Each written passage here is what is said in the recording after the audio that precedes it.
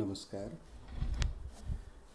BSc third year physics के first paper quantum यांत्रिकी एवं स्पेक्ट्रोस्कोपी के अध्ययन में हम आज इस ई कंटेंट्स के माध्यम से डी ब्रॉगली हाइपोथेसिस का अध्ययन करेंगे। मैं अनिल कुमार गुप्ता, राजकीय महाविद्यालय अजमेर के भौतिक शास्त्र विभाग से। हमने अपने पिछले वीडियोस में क्वांटम मैकेनिक्स के फाउंडेशन के संदर्भ में अनेक प्रभावों को जाना है। हम आज डी ब्रॉगली हाइपोथेसिस का अध्ययन करते हैं। लुइस डी ब्रॉगली एक फ्रांसीस फिजिसिस्ट रहे और उन्होंने एक बहुत सूक्ष्म स्तर का सूत्र पकड़ा और वह ये था nature love symmetry.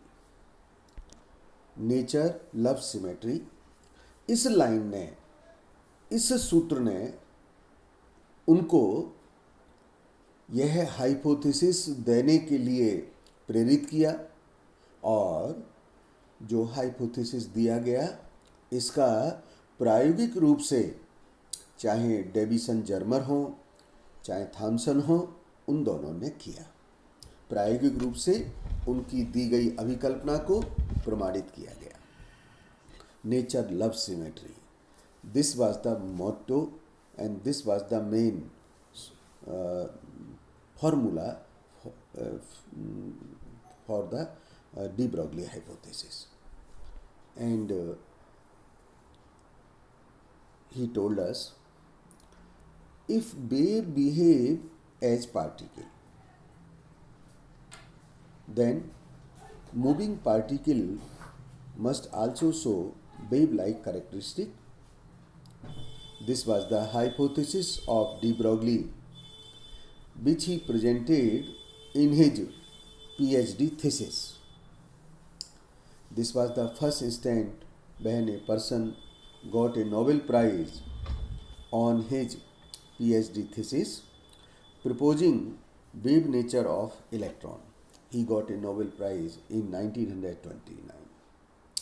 For the macroparticle, the wavelength of matter wave are extremely small, hence particle wave duality is irrelevant for them, but for the microparticle it is quite significant, it is quite important. The hypothesis of de Broglie was experimentally verified by Davison and Germer and also by G.P. Thomson. Please mind it, G.P. Thomson was the son of J.J. Thomson, who discovered electron as particle. The matter waves, along with uncertainty principle of Heisenberg, basically are the two pillars on which the present day quantum mechanics is standing. Even Einstein was very critical of this uncertainty principle. However, so far no experiment, including thought experiment, could show the violation of Heisenberg uncertainty principle. Heisenberg also got a Nobel Prize for uncertainty principle. जब हम electron को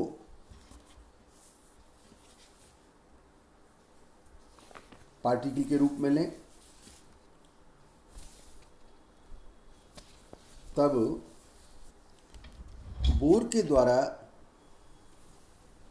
जो principal दिया गया, हम उसकी संपूर्ण विवेचना के लिए पार्टिकल और वेव नेचर दोनों पर विचार कर सकते हैं। जब किसी प्रयोग में पार्टिकल नेचर दिखाई देगी अथवा किसी प्रयोग में वेव नेचर दिखाई देगी, लेकिन दोनों प्रकार का स्वरूप किसी एक प्रयोग में दिखाई दे ऐसा नहीं होगा। डी ब्रॉगली के द्वारा बताया गया कि जिस प्रकार विद्युत चुम्बकीय विकिरण तरंग विकिरण के अतिरिक्त कणीय प्रकृति भी दिखाते हैं, पार्टिकल नेचर भी दिखाते हैं, उसी प्रकार से मैटर अर्थात द्रव्य कण की जो प्रकृति है वह तरंग प्रकृति भी होनी चाहिए और मैटर के साथ जुड़ी हुई उन तरंगों को हम मैटर वेव कहते हैं। इस प्रकार से द्रव्य के लिए वेव पार्टिकल ड्युअलिटी का सिद्धांत आया। किसी भी कण के लिए ड्यूअल बिहेवियर के इसके कण का जो व्यवहार का मापन है वह उनके चाहे वेव नेचर हो चाहे पार्टिकल नेचर हो उनके मेन कैरेक्टरिस्टिक पैरामीटर पर होगा। वेव नेचर का गुणधर्म हम वेवलेंथ से डिसाइड करेंगे, तो पार्टिकल नेचर का जो स्वरूप है वह उसके मोमेंटम से करते हैं।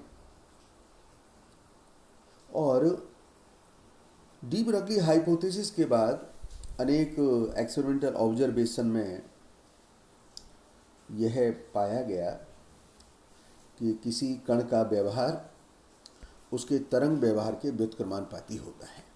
इसका अर्थ ये हुआ कि किसी भी कण का तरंग व्यवहार जब विजिबल होगा तो उसका जो पार्टिकल नेचर है वह निश्चित रूप से डिसअपियर होने लगेगा। अर्थात हम ये कह सकते हैं कि कोई बहुत न्यून संवेगी वेरी लो मोमेंटम पार्टिकल है तब उसमें वेव नेचर विजिबल होगा और ऐसे द्रव कणों से इंटरफेरेंस डिफ्रैक्शन जैसी घटनाएं भी होंगी। जैसा मैंने अभी आपको कहा था, डेविसन जर्मर हो चाहे जीपी थॉमसन हो, उन्होंने इलेक्ट्रॉन जैसे पार्टिकल का भी डिफ्रैक्शन का स्टडी किया है। तो डी ब्रॉगली हाइपोथेसिस के अनुसार जो संबंध लैम्डा और पी में दिया जाता है, अब हम लिख सकते हैं lambda is inversely proportional to P और lambda is equals to H by P. You just see H is Planck constant. तो ये जो रिलेशन बना है यह रिलेशन ही डी ब्रॉगली रिलेशन कहलाता है। अब हम जरा इस रिलेशन की थोड़ा सा क्रिटिकल ढंग से स्टडी करते हैं। मान लीजिए कोई बेसबॉल है जिसका मैंने एक उदाहरण दिया, मास मान लीजिए 1 किलोग्राम है, वेलोसिटी 10 मीटर पर सेकंड का है, तब उस केस में जो हमें लैम्डा प्राप्त होगा उसका मान 6.6 इंटू 10⁻⁻25 एंगस्ट्रॉम का प्राप्त होता है। इस प्रकार का जो वेवलेंथ प्राप्त होता है बहुत स्मॉल है, मेजरेबल नहीं है। इसका अर्थ ये निकलता है, इससे हम ये निष्कर्ष निकाल सकते हैं कि मैक्रोस्कोपिक पार्टिकल में wave particle duality concept irrelevant होगा। यदि हम इलेक्ट्रॉन पर विचार करें, मान लीजिएगा इलेक्ट्रॉन जिसका काइनेटिक एनर्जी 100 EB है, तो उस केस में हम लैम्डा निकाल सकते हैं। Lambda is equals to H by M B formula से। हमको ये ध्यान रखना चाहिए इलेक्ट्रॉन जैसे केस में कि इसका जो रेस्ट मास एनर्जी होगा वह m0c² होता है और उस रेस्ट मास एनर्जी का जो मान आता है वो 511 keV आता है। तो इस केस में जो इलेक्ट्रॉन की एनर्जी दे रखी है वो काफ़ी कम दे रखी है, इस कारण से इस सूत्र से काम चल जाएगा। लेकिन यदि उसकी एनर्जी रेस्ट मास एनर्जी के बराबर और ज़्यादा हो तो हमें रिलेटिविस्टिक करेक्शन पर विचार करना पड़ेगा। तो इस केस में हम क्या देख रहे हैं कि जो इलेक्ट्रॉन है उसके साथ में जो तरंगदैर्घ्य जुड़ी हुई है उसका मेजरमेंट संभव है, अर्थात इलेक्ट्रॉन जैसे सूक्ष्म कण में तरंग प्रकृति संभव है। अब आप देखिए, हम जब डिफ्रैक्शन की बात करते हैं तो डिफ्रैक्शन के लिए हम फंडामेंटल जो रिक्वायरमेंट है उस कंडीशन को लगाते हैं और फंडामेंटल रिक्वायरमेंट के लिए हम जानते हैं जो मूलभूत आवश्यकता है वह है लैम्डा अप्रोचेज ए क्या है, जो भी अपने मेजरेबल इंस्ट्रूमेंट हैं उनकी कैरेक्टरिस्टिक डायमेंशन है। अतः अगर हम बेसवाल जो एग्जाम्पल अभी लिया तो हम उसमें देख सकते हैं कि इस तरह का जो प्रभाव होगा नगण्य होगा। लेकिन अगर हम तरंग स्वरूप इलेक्ट्रॉन का केस देखें तो A बराबर 1 एंगस्ट्रॉम होने पर इतना जो स्पेस मिलेगा हमें वह क्रिस्टल में परमाणुओं की जो पीरियोडिक अरेंजमेंट होती है उस पीरियोडिक अरेंजमेंट में इंटर एटॉमिक सेपरेशन जो डिस्टेंस है वह लगभग इस ऑर्डर की होती है। और इसका अध्ययन आपको जो अपना तृतीय पेपर है ठोस अवस्था भौतिकी उसका प्रथम अध्याय ही यहाँ से प्रारंभ होगा और आप उसमें इस एटम्स के जो क्रिस्टल के अंदर पीरियोडिक अरेंजमेंट एटम्स हैं उनका inter atomic separation distance calculate करेंगे और वहाँ पर आप ये निकालेंगे। तो इसका अर्थ हुआ कि इस सेपरेशन पर डिफ्रैक्शन प्रभाव विजिबल होगा, अर्थात इलेक्ट्रॉन का जो वेव नेचर है वह विजिबल होगा। तो हम ये कह सकते हैं कि माइक्रोस्कोपिक पार्टिकल जो है जो कि सब एटॉमिक पार्टिकल है उनमें तरंग का गुणधर्म एक महत्वपूर्ण लक्षण है। अब इस केस के लिए हम 3 केस अलग अलग डिस्कस करते हैं। मान लीजिए पहला केस हम नॉन रिलेटिविस्टिक केस ले लेते हैं।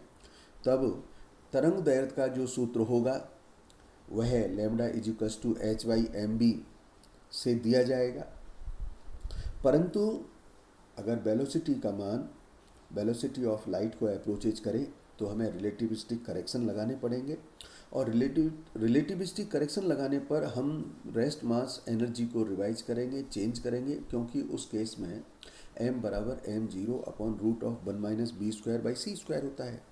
तो उस केस में इस संशोधन का प्रयोग करते हुए लैम्डा का ये मान निकालेंगे और फिर ऐसे हायर वेलोसिटीज के केस में हम लैम्डा का यह प्रयोग करेंगे। ये सारी बातें मैं आपको न्यूमेरिकल की दृष्टि से बता रहा हूँ, क्योंकि न्यूमेरिकल में जो पार्टिकल आएगा तो आपको ये तय करना पड़ेगा कि पार्टिकल रिलेटिविस्टिक लिमिट पर है या नॉन रिलेटिविस्टिक लिमिट पर है, उसी के अनुसार हम प्रयोग फॉर्मूला का करेंगे। तीसरा केस है, मान लीजिए कोई पोटेंशियल डिफरेंस आपको दे रखा है और उससे त्वरित आवेशित कण के लिए जो कण की गतिज ऊर्जा होगी वह QB के बराबर होगी। तो हम इस केस में जो तरंग दैर्घ्य का मान निकालेंगे उस केस के लिए जो फॉर्मूला हम यूज करेंगे उसका मान होगा लैम्डा h/2m³/2m³b।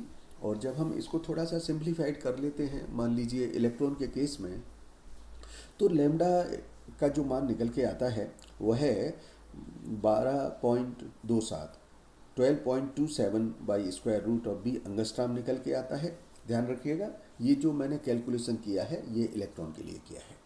तो कल हम अपने इस वीडियो के द्वारा दोबारा एक बार इस ड्यूअल नेचर पर विचार करेंगे और फिर कुछ न्यूमेरिकल का अध्ययन करेंगे। धन्यवाद।